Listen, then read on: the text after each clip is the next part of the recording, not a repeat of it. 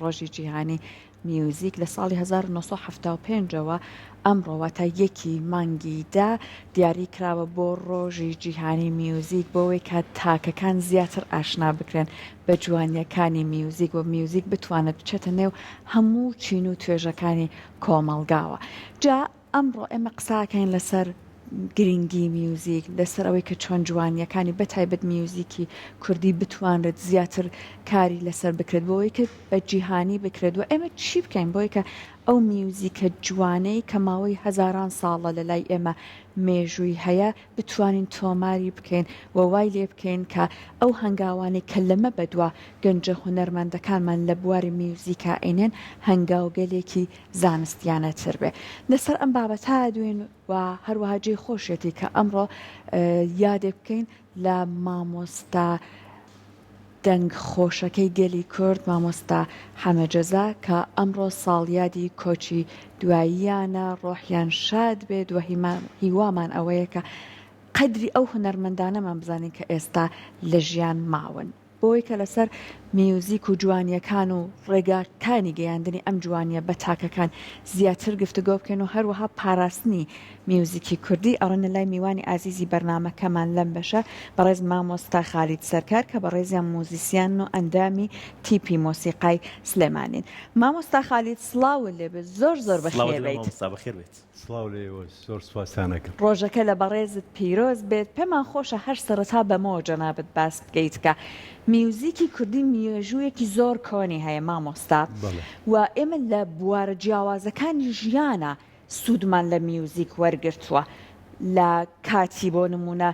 بۆنە ئاینیەکانە ئەوەی کە یارسانیەکان بە تایبەت ئەنجامیان داوە ئێزدیەکان هەبووە لە کاتی شینە لە کاتی خۆشیە. بەڵام ئەم میوزیکە جوانە کە لە زۆرێک لە بوارەکانی ژیانە هەبووە و سوودی لێوەرگیراوە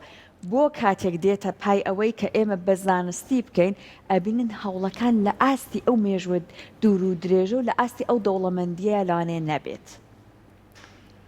لە ڕاستیە مۆسیقا هونەرێکی زۆر جوانە، بەخشندەیەکی بەڕای من خواییە کە بەخشوێتی بە ئادەمیزاد بۆ جوانکردنی ژیانی ئادەمیزاد لەسەر زەوی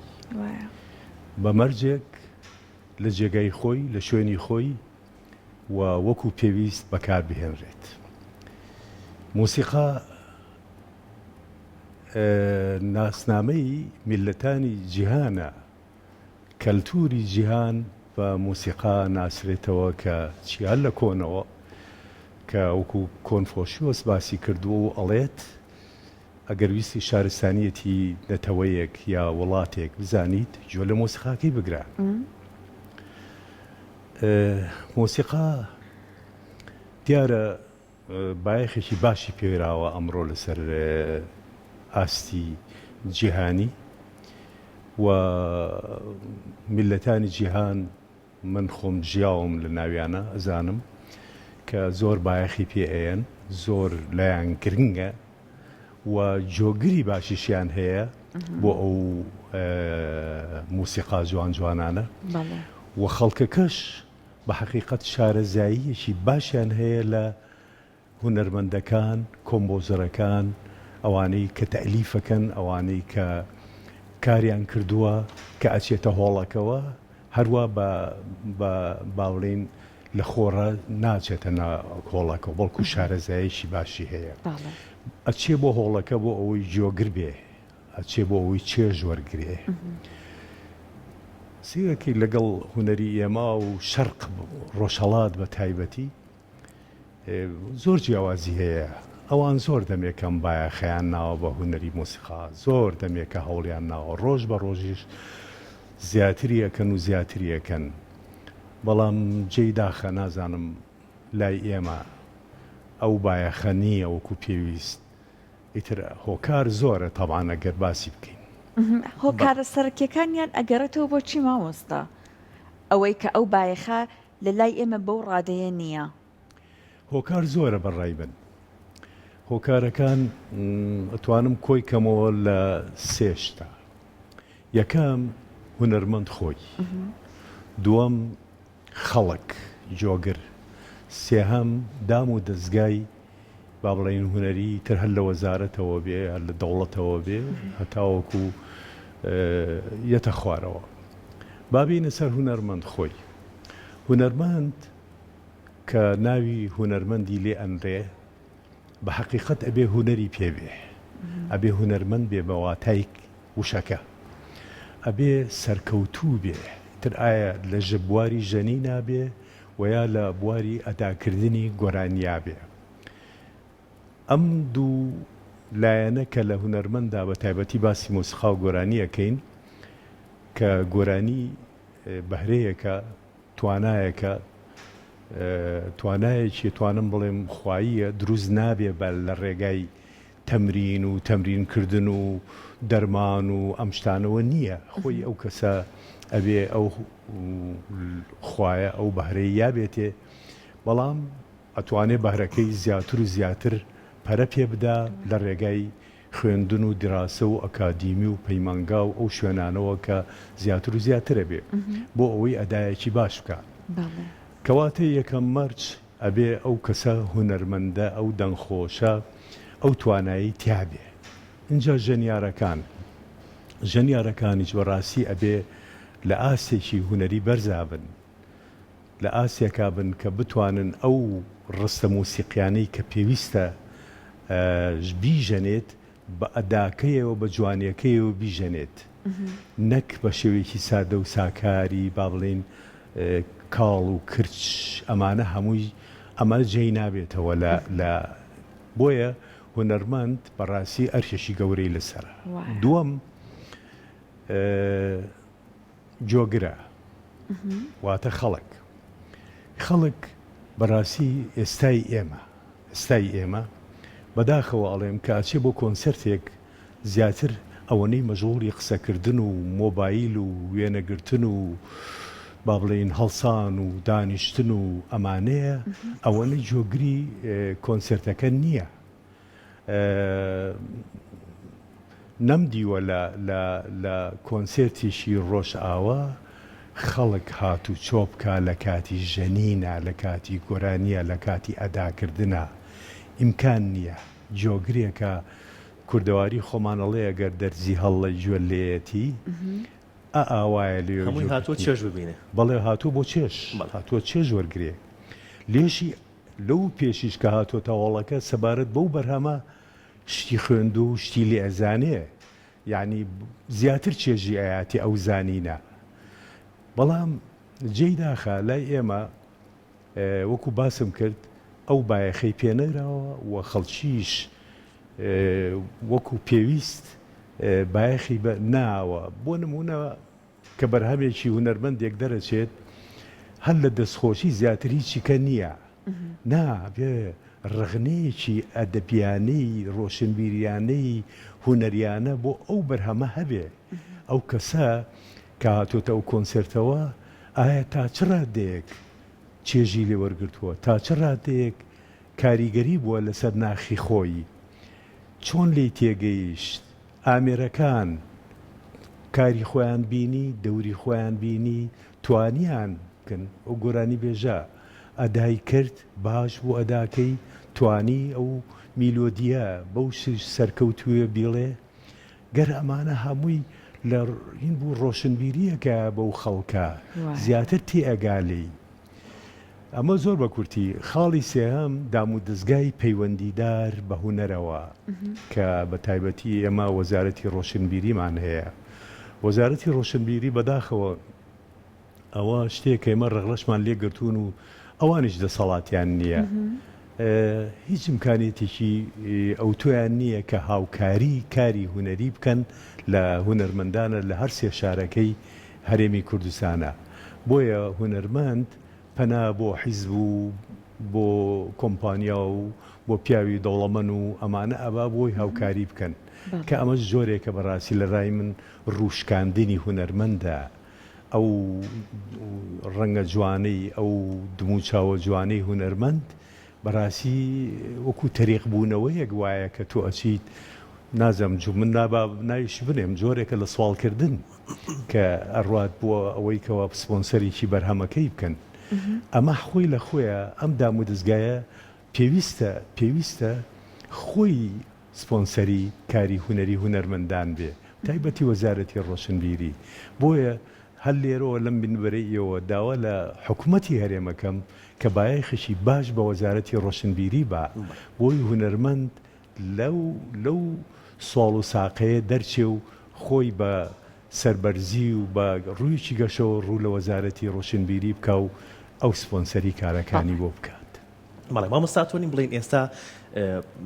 هوەری گۆرانی و مۆسیقای کوردی لە چ ئاستێکایە لە پێشترا تیپی مۆسیقای سلێمانی و چەندان تیپی تر هەبووەوە چەندین هوەرمەندمان هەبووە بۆ نمونە پێشمەرگە و هوەرمەند حەمەجەزامان هەبووە کە لەژێر زەبر و زەنگی ڕژێمێکا توانیوانە بەرهەمی زۆر گەورە و ناوازە پێشکەش بکەن کە بە ئێستاشەوە بمێنێتەوە و خەڵک لە ئێستاشدا هەر حەز بە گوێگرتنی ئەو بەرهەمانە ئەکات بەڵام لە ئێستادا کاڵبوونەوەیەک ئەبینرێت مامۆستا ئەمە هوکارەکەی چییە؟ هوەرمەندێک کلیپێکە کات بەرهەمێکی بڵاوە بێتەوە بەڵام با بڵین هەفتەیەکە با بڵین تا مانگێک بڕەکات دواتر لە بیرەچێتەوە. سەرەتا ڕۆحی شاد بێ هوەرمەند ناوی حەمەجەزات هێنا یەکێکە لە هوەرمەندە بەتوانا و بەهرەمەندارەکانی موسیقا و گۆرانی کوردی. وەڵاهی لە ڕاستیە ئەم پرسیارەی تۆ زۆر جەرجی چۆ کوردیاڵێ هەویرە زۆر ئاوە کێشێ زۆری ئەوێت تەنها بە قسەی من یا بە بۆچوونی من یا بە هین چارەسەریشی نییە و بەڵام ئەتوانین دەست بخەینە سەر هەندێک لە خاڵەکان ئەتوانین ئەوە بکەین. بەڕای من چەند جاریش محاولەمان کردووە بەڵام نەگەشتوونەتە نەتیجە.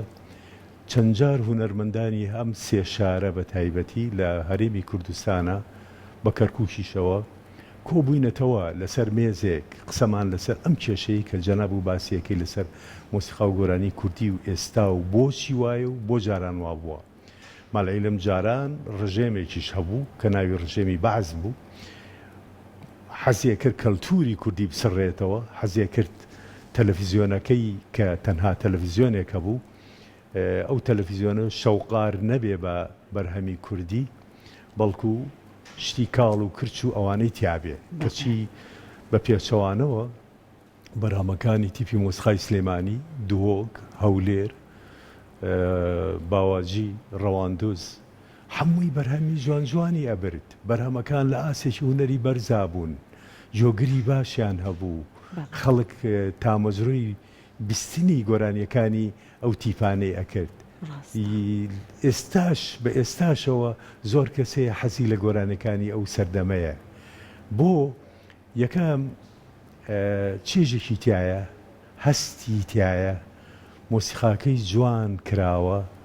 و ئەدای گۆرانیەکە باش کراوە تۆماری باشی بۆ کراوە ئەمانە هەمووی هۆکار بوون بۆ سەرکەوتنی جاران لە ستۆدیۆکە ئەمانە هەموو تۆمارەکرا ستۆدیۆشی گەورە ئێمە چاومان لە یەک بوو چۆن من ئێستا ئەو دادێ ئەو ژەنینەی پیانۆیە کرد جۆم لێ و سەیری پەنجەکان یەکەم لە چه ئاستێکایە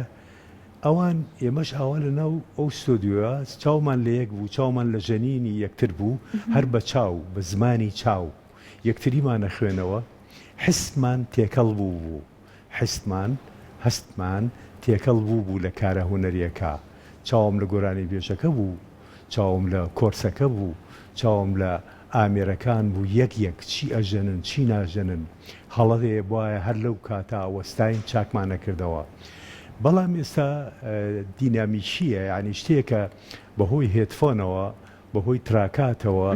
ئایکاتە جۆی و یەکتریش نابینن ئەم ژەنیاریانە لەوانەیە گۆرانی بێژەکە ئەخیر کەس بێت گۆرانیکەی خۆی ئەڵێت و ئەڕوا ینی شتێکە باڵین عالیە شتێکە لە ئاستێکی حسانیە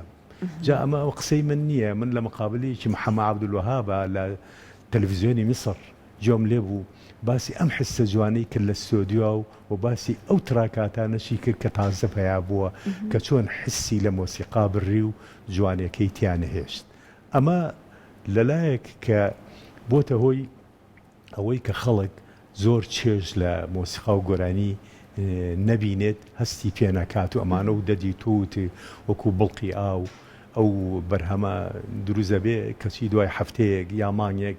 سێرەکەی نامێنێ زیاتر احتیمامیان ناوە بە کلیپ کلیپەکەیان جوان کردووە سیناروی جوانی بۆ دائەنێن پیژانی جوان دەور و خولی ئەو گۆرانی بێژە ئایا ئەوەنەی خەڵک سەرقاڵی بینینی جوانی دیمەن کیژەکانە ئەوەنە گوێ لە مۆسیقا و گۆرانێکە ناگرێ بۆیە سێرەکەی تامی نییە بەڵام جاران ئەوە تا هەر گۆرانی بێژەکە بوو ئەیان بەر ئەو پەڕەکەی لە دووکان لەوێ تەسویرێکیان بۆ کرد و ئیتر هەر ئەوە بوو چینیشکە نەبوو ئەوە هەر زۆرەکەی بوو ئەگە زۆرەکەی بوو خەڵک جۆگرێکی باش بوو مۆسیقا و گۆرانی لە ئاستا بوو لە ئاسی هوەری بەرزا بوو بەڵام بەداخەخ من ناڵم ئێستا هەر بە یەکجاری وێرانی کەم نەخێر کاری هوەری جوانیش هەیە هەنێ هوەرمەند هەیە بەڕاستی زۆر بایەق بە هوەرەکەی خۆیە چ لە هەڵبژاردننی وشەی جوان چ لە هەڵبژاردننی میلۆدی جوان چ لە هەڵبژاردننی ژەنیاری بەتوانە و هەروەها بایەق بە ئەدای دەنگی خۆشی ئەیە کە چی بکە و چۆنی بڵێ بەس کەمە بەداخەوە ئەم جۆرە هوەرمەندانە کەمە مامۆستا با پێکەوە گوێ لە بەرهەمێکی تر بگرین بە دەست و پەنجەی خات و خونجە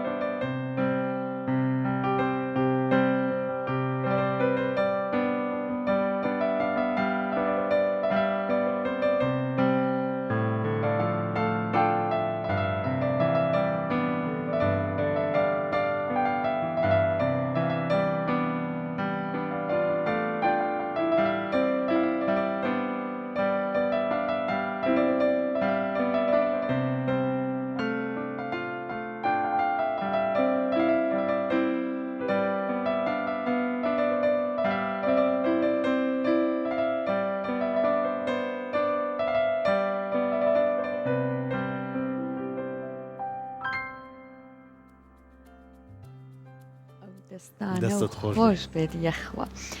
مامۆستا خالید ئێمە ئەیبینین لە ئێستاە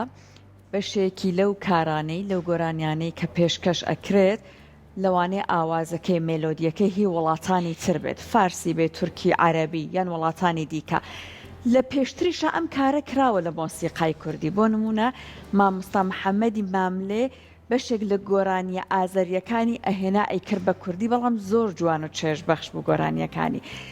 ئەوەی کە لە ئێستاە ئەکرێت چه جیاوازیەکتیایە ئەبینیت جەنابەت کە هەندێک جار وا ئەکات گلەیی زۆر و با بڵێن ڕەخنەی زۆر کە بێتەوە کە ئەوترێت لە ئێستاە ئاوازەکانی ئێمە ڕەنگ و بۆنی کوردی پێوە دیار نییە. ئەگەر ئەو کارە ئەکرێت وانییە کە بۆ نمونە تۆ هەست بە مەترسی نەکەیت لەوە کە گوێ لە گۆرانیەک ئەگریت کە تێکستەکەی کوردیە. ئەم هەنگاوانە چ جیاوازیەک بەڕێزت تایە ئەبینیت کە وای کردووە ئەم گلەیانە ئەم ڕەخنانە تایە هەستی پێ بکرێت. سەرەتا دەستخۆشیم بۆ ئەو کیژە جوانەکە ئەو موسیقای گۆرانی شیرین ترشیا ڕێسی چەکە لە شاکارە جوانەکان تەمان مامۆستا مەسەر لە ڕاستیە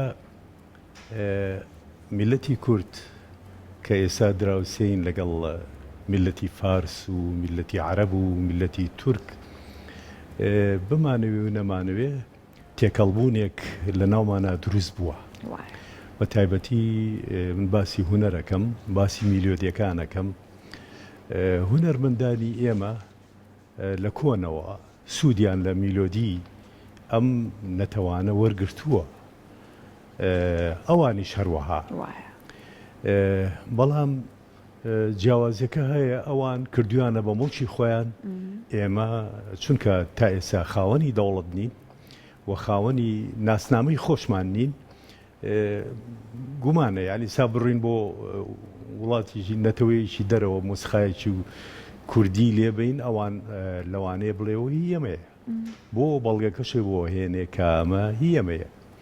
بەڵام ئێمە بەڵگەمان نییە، ئێمە ئەرشیفمان نییە، ئێمە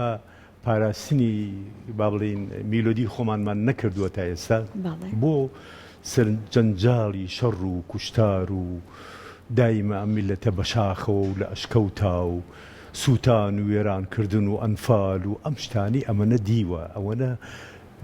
با بڵین کەش و هەوایەکی بۆ ڕەنگ نەبووە لەبار کە زەمینەیەکی ئەوتۆ بیر لە مۆسیقا و بیر لە با بڵین دامەزراندنی بنەمای مۆسیقای خۆی بکاتەوە. بۆیە ناچار بووە زۆر جار لە گۆرانی بێژەکانمان پەنایان بردو بۆ میلۆدی تورکی، فارسی، عەرەبی هێناویانە. بەڵام باسی ماملێت کرد یەکێکە لە هونەرمەندە بەتواناکانە حەسەن زیرە کەروەها کە ئەو کاری کردووە بەڕاستی کە هێناوێتی بەرجێکی کوردی کردوتە بەر بە ئەدایەکەوە و توێتی ئیمکان نییە گۆرانی بێژە عەرەبەکە یا فارسەکە یا تورکەکە جۆی لێبێتەوە بە ئاستەم ڕەنگە بیناسێتەوە بڵێ ئەوە خۆ گۆرانەکەی منە ئەو هونەرمەندە کوردە و توێتەوە وا بە جوانی ئەدای کردووە وا بەرجێکی کوردی کردوتە بەر وا ئەداکەی ئەوەنە بە قووەت بووە سیرەکەی بووە بە کەلتورێک لە ناو ئێمە. زۆرمان هەیە لەوانە گەر بوار بێت ناو هەیە کە بۆ ئەو شتانە. وەڵام هەروەها بە پێچەوانەشەوە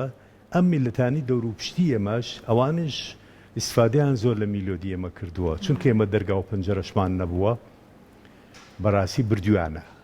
بردویانە و ئەژبینینەوە میلۆدیی کوردیە لە تورکیا لێ ئەوێرێت، فارس لێە، عەرەب لێە، ناشتوانی بڵێ بۆ بردووتە، چۆنێ بردووە، چێ بردوێتی. ئەم پرسیارانە ناتوانی لە کەس بکەیت، چونکە وەکو باسم کرد ئێمە خاوەنی دەوڵەتێک نین کە بتوانین پارێزگاری لە کەلتوری خۆمان بکەین بەو شێوەیە کە هەمانە. بۆ ئەم مەبەستە و بۆ چارەسەری ئەمە بەڕاستی پێویستمان وەکو وتم پێویستی یەکەم هونەرمەندە کە هەڵسێ بە کاری جوان خۆی ماندوو بکە، خۆی ماندوو بکە لەگەڵ هونەرەکەیە، هونەرێک نەکات بە شەو ڕۆژێک لە ستۆدیۆیەکە لە شتێکە بۆی ڕێگەخەن بەیانی بچێ داوا لە تەلڤیزیۆنی کورسات کا بڵێ زەحمەت نەبێ من بۆ بڵاوکەنەوە و فعلەن کلیپێکی جوانیشی بۆکا و تەماشاکەرێکی زۆریشی هەیە و لەوانەیە ئێوەش بڵێن وەڵا بابە بڕدوانی کەش بێنە سیانی کەش بێنە مە تۆ زۆر نایەبە، بەڵام لە عینە کاتە سێرەکەی ماوەی شکر دەوامەکە. پێویستە هونەرمەند خۆی زۆر ماندوو بکە لەگەڵ هونەرەکەیە ینی چۆن ئەڵێ شاعیرێک تا شارێکدانێ و کوڵێ ژان ئەیگرێ تا ئەو شعرەدا ئەنێ ئەبێ ئەو هونەرمەندەش کە ئاوازێکدا ئەنێ بەڕاستی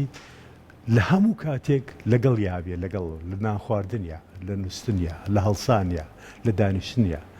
ئێمە وا بووین جاران بڕابکە نان مەخوارد ئاگام لە میلۆدیەکەم بوو ئەوە بۆ وایە وەڵای بێ وایان چاکەم پیاسەمە کرد ئەموتەوە وەڵا ئەمەیان لایەنی شوایە بێ چاچیکەم جاری وایە لە ستۆدیۆکە کە تۆمارمانە کرد و بۆم باسکردن لە ستۆدیۆ گەورەیە هەستمانە کرد میلۆدیەکە وەکو پێویست ئەوە نایەتین یەکسەر وەستاین با ئەوە بگۆڕین بەوە یا جاری وایە یەکێ لە برادەرەکان تێبینیەشی و ئەو میلۆدیە خۆزگا ئاوا بواە یەکسەرمان وڵی ڕاکەی تۆ زۆر جوانە بە چاشیکەین کەواتە لە دایکبوونی هوەر ماندووبوونیەوێ هیلاکبوونیەوێ بە شەو و ڕۆژ و بە با بڵێن بە کات ناکرێ بە پەلە ناکرێ بۆیە بۆ ڕاستکردنەوەی موسیقایەکی جوان گۆرانیەکی جوان بەرهەمێکی جوان ئەبێ هونەرمەند خۆی زۆر زۆر ماندووکە اینجا خەڵکەکەش اینجا ڕەغنەگری باشیشمان هەبێ ڕەغنەگر بەداخەوە کەسا نیمانە تر نازانم ناوێرن بنووسن یا عاجزبوونی تێئەکەوێ یا چی مەفروزە دوای کولی کۆنسرتێک و بەرهەمێک ڕەغنەگر ئەوانەی شارەزان لە بواری موسیقا و تەئلیفە ڕەغنە لەو بەرهەمە بگرن لە ڕووی جوانیەکەیەوە لە ڕووی خراپیەکەیەوە بیخەنە ڕوو بۆ خەڵکەکە خەڵکیش دانیشت بێ بیشیە بە تەلڤیزیۆن جاران بەرنامەیەکە بوو ئەو دەنگانە ڕاستەوخۆ دادوەر دانیشت بوو من خۆم دیەکە بووم لەوانە دەنگەکان ئەگرا بە جەماوەر یەکسەر گوێی لێ بوو جەماوەر کە قسەکانی ئێمە شێبیست کە ڕەغنمانەگەر لەو دەنگە ئەویش ڕۆشنبیریەکی وەرەگرت من زۆر جار چوومەتە ناو خەڵکەوە توێتی مامۆسەوەڵات تۆ پێشەوەی تۆ قسە بکردە منم زانی ئەوە ئەدای ئەو گۆرانی بێژە چۆنە و چۆن نییە تم چۆنە دەزانی وتی ئەمەنە جۆم لە ئێوە گرت ئەوەنم باسی ئەدا و ڕەغنە و ئەمانەتان کرد هەستم کرد کە منیش جۆرێکم لە ڕەغنەگر بۆ ئەوەی ئەو بەرهەمە هەڵسەنگێنم ئەمە خۆی لە خۆیان ڕۆشنبیری یا بە خەڵک بەداخەوە ئەو جۆرە بەرهەمانە ئەبێ ئەو جۆرە بەرنامانە بەڕای من ئەبێ بەردەوام بێ ئەبێ هەبێ نابێت دەنگ لە خۆیەوە دروست بێ ئەمڕۆ بێ بۆ کورسات گۆرانی بۆ تەجیلکە نەخێر ئەبێ فلتەر هەبێ بۆ ئەم دەنگە بە فلتەرا بڕوا ئەو دەنگە ئەبێ وابێ بۆیە ئەبێ بەرنامەی ئەو لەو کورد ئایدڵ و کورسات و با بڵێن ئەوانی میلۆدیە جوان جوانان و ئەو دەنگە جوان جوانان لە بەرچاوی جەماوەرەکە بێ بۆ ئەوەی ئەو دەنگە حەقی خۆی بێتە ناو خەڵکەوە بە حەقی خۆی ئەو میلۆدیە بێتە ئەو ژەنیارە ئەو میلۆدیە ئەو تیپە هونەریە ینی زۆر شت هەیە بەداخەوە باسی بکەین بەڵام دیارە کاتەکەش ناجنا پێویستی بەوە هەیە کە بمانێ بۆ چارەسەرکردن بەڵام چارەسەرکردنێکی بنچینەیی نک بەڕاستی هەر عەرە بەڵێ حیبڕون عەلا وەرەق یعنی مەرەکەبەکە لەسەر کاغەزەکەی و کە وشک بۆ تەواو ئیتر کەس باسی ناکاتەوە هەر ئەو هینەیە زۆر کۆبوونەوەمان کردووە زۆر قسەمان کردووە لەسەر ئەمە بەڵام بەداخەوە جێ خۆی نەگرتووە دەست خۆش بێت مامۆستا هیوادارین کە جێی خۆی بگرێت و هیواداریم بتوانین بێتوان سوودێک بگەێنین و هیواداریم توانرێت بۆ لەمە دووە کاری لەسەر بکرێت تا گۆرانی و مۆسیقای کوردی بەرەو باشتر هەنگاو بنێت سوپاس بۆ ئامادەبوونت خۆشحاڵوین کامڕۆ لەگەڵمان ئامادە بووی مامۆستا گوێ لە پارچەیەک مۆسیقای خات و خونچاگرین پێکەوە و دواتر لەگەڵتان بەردەوام بین پشوێکی کورد وەرەگرین